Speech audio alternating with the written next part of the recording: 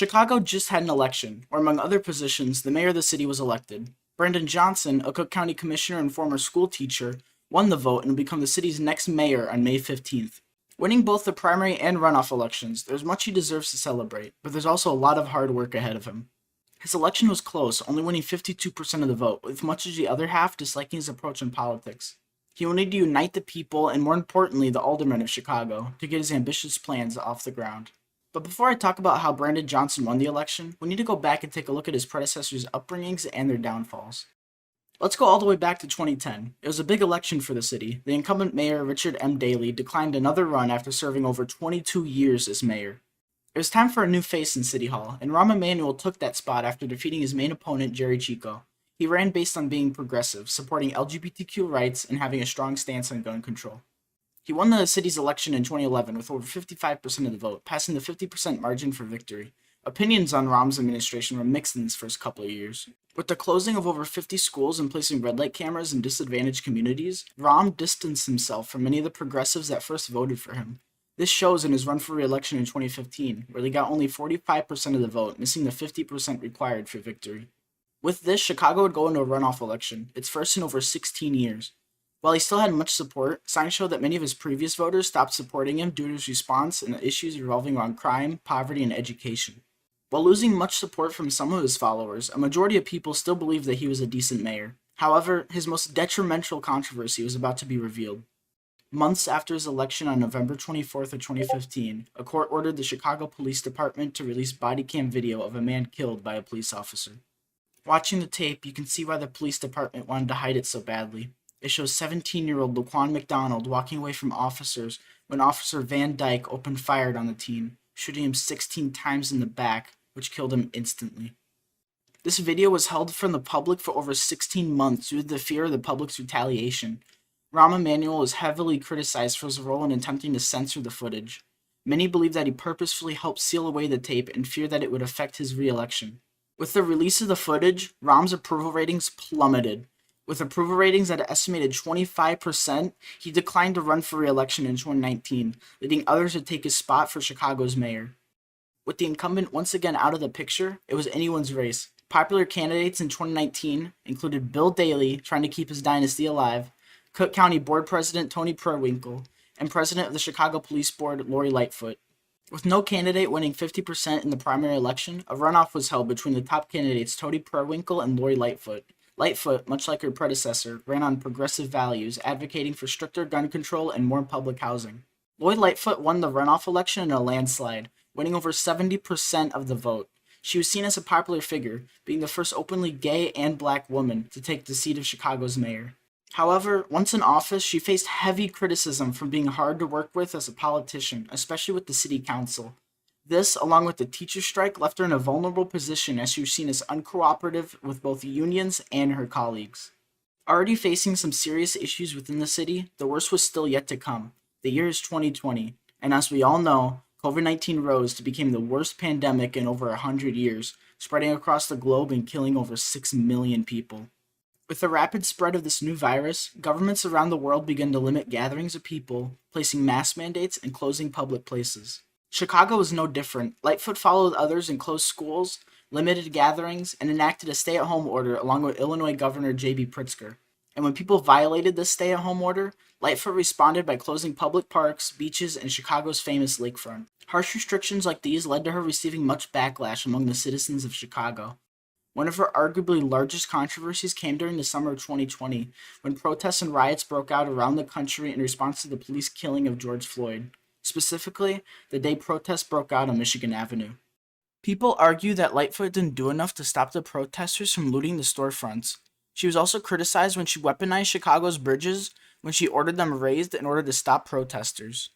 Both the lootings and her handling of the protests led both progressive and conservative voters to call for her to be held accountable, with some even suggesting that she resign. Her already diminished reputation continued to deteriorate as the COVID lockdown continued. Other controversies also arose during the length of her term. The Chicago Bears announced their intentions to build a new stadium on the now-defunct Arlington Racecourse. Many residents blame her for letting the Bears leave the city, which personally I don't think is her fault. She also announced that the city would allow a casino to be built within the city's limits, Multiple companies entered the bid, and in a lengthy process, Bally's bid, located in the River North, was announced as the winner. Despite her insistent pledges that the casino would bring more money to the city, both alderpeople and citizens despise the idea of a casino being built. Locals are concerned with the casino, which they believe might bring crime and unruliness to their community. This and many other events hurt Lightfoot's reputation immensely. With her apparent inability to work with others and rising crime throughout the city, many who previously voted for her just a couple of years before now wanted to see her replaced. Late 2022 rolled around, and the next mayoral election was right around the corner. Crime in the city was high, the city's public transit network was falling apart, and poverty was increasing. With the race coming up and the incumbent's position vulnerable, candidates were announcing their bid to become Chicago's next mayor. Out of the candidates, polls predicted a tight race between the race's three frontrunners: Lori Lightfoot, Paul Vallas, and Troy Garcia. Paul Vallas was the former leader of multiple school districts around the country, Chicago's included. He was the CEO of Chicago Public Schools from 1995 to 2001. Troy Garcia is a House representative and formerly served as an Illinois senator and on Chicago City Council. All candidates consider themselves Democrats. However, their policies are pretty different from one another's. The candidates' views can be simplified into two categories: more progressive and more traditional. Garcia was seen as the main progressive candidate, while Vallas was seen as the more traditional. Lightfoot, despite running as progressive in 2019, would fall into an in-between category between the two divides. As election day came, votes were cast and the count began. As results came in, it was clear Paul Vallas was going to make it to the runoff, with over 30% of the vote and in first place. It was well predicted by many polling agencies that Vallas would advance to the runoff. What wasn't predicted, however, is who came in second, Brandon Johnson, with over 20% of the vote, beating incumbent mayor Lori Lightfoot by almost 30,000 votes. With Lightfoot conceding her campaign early into the night, it left Brandon Johnson in second place, placing him against Paul Vallas in the runoff election. During his victory speech, Johnson wasted no time in attacking his opponent, targeting his more conservative stances on certain issues. This set the tone for the runoff election ahead, with Chicago voters being divided between a more progressive Brandon Johnson and a more traditionalist Paul Vallas. Johnson was endorsed by more government officials and the powerful Chicago's teachers union. Vallas was supported by more business owners, public service officials like firemen and police officers, and was also endorsed by the Chicago's police union. With a month until the final election, the city was once again faced with campaign signs and TV ads. But before we get into the final election, I want to take a look at the voting map of the city. Looking at a racial map of the city, we can see race played a massive role in how different regions of the city voted. The Hispanic vote mainly went to Choi, while most of the black vote went to Lightfoot. What divided the two winning candidates isn't strictly race, however. Rather, it's all about income. They both got the white vote, but Johnson won the wards with a lower average income than the wards Paul Vallas won. This set the stage for Chicago's final mayoral election, with the votes being divided by both race and income. From both of the candidates' ads and their speeches, you can see there's a specific policy that both candidates tend to highlight. Vallas based his campaign on crime and increased policing, while Johnson based his campaign on education and disparity in the city. Over 1 month later, on April 4th, the runoff election was held. Polls were completely split. No matter what, this was going to be a very close election. As ballots were cast and votes came in, the candidates were only led by a couple thousand votes out of the hundreds of thousands counted.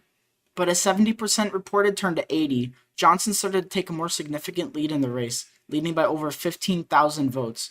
And as mail-in ballots were not counted yet, these would be included after the initial results came in, and many experts predicted that these mail-in votes would boost Johnson's final results.